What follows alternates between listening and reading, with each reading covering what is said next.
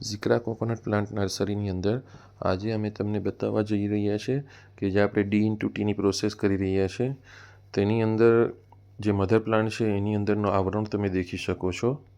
Mother plant છે એને આપણે લોટન વેરાયટી કહીએ અથવા ગ્રીન ડ્વાર્ફ કહીએ, બટકી વેરાયટી કહીએ, જંગી બાર કહીએ, 3 થી 4 નામ આવે છે. ગુડાજલી એ અમુક લેંગ્વેજની અંદર કહે છે.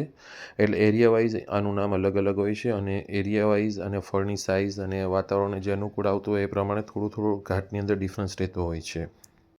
આ મધર પ્લાન્ટની મેઇનલી ઓળખ જે છે એનું થળિયું આછું હોય છે, હાઇટ આની એટલી વધતી નથી નારિયેળીની, અને એના અંદરના જે ફળ હોય છે પીવાની અંદર એકદમ મીઠા હોય છે.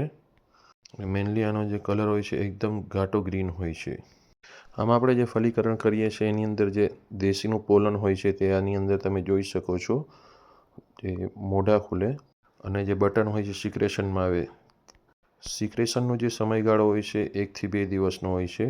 એની અંદર પ્રવાહી નીકળે જે મધમાખીને આકર્ષિત કરે છે, અને આપણે જે પોલન લઈ આવ્યા હોય છે દેશીનો એને નિરાતે આની અંદર ટચ કરીએ છીએ, જેના ઝરીએ જે આ બટન હોય તેમાંથી લઈને જે આપણું નારિયેળ બને ત્યાં સુધી 12 મહિના લાગે છે. 2 થી 3 મહિના ઉગવાની અંદર લાગે છે. એટલે આપણે આજની જે મહેનત છે એનું પરિણામ 16 થી 18 મહિના એટલે તકરીબન 1.5 વર્ષે આપણને મળે છે.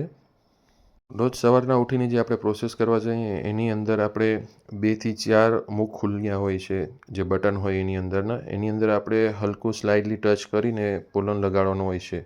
એના ઝરીએ આપણો ડીટીનો પ્લાન્ટ જે પ્રિપેર થતો હોય છે. હાઇબ્રિડ પ્રોસેસ જે આપણે કરીએ છીએ એની અંદર સફાઈ જે છે મહત્ત્વની રહેતી હોય છે. માની લો કે આની અંદર જે આપણે ગ્રેન્સ હોય લોટનને અડે નહીં તે માટે કરીને એનો જે પોટો કહીએ એની સફાઈ આપણા માટે કમ્પલસરી હોય છે.